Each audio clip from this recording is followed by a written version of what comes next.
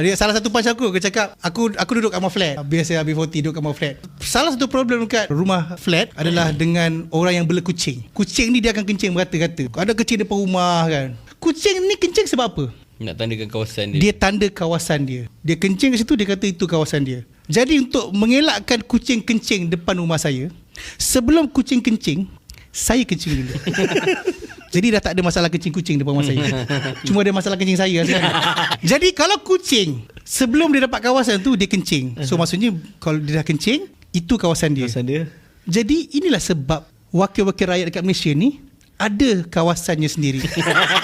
Sebab sebelum dia dapat kawasan tu, dia akan kencing dulu. Dia akan berbakti untuk rakyat. Dia akan memberikan jasa, memberikan kepercayaan, memberikan khidmat yang terbaik supaya rakyat menerimanya dan mengundi dia. Kau cakap apa? Kau kena kencing. Dia berbakti lah.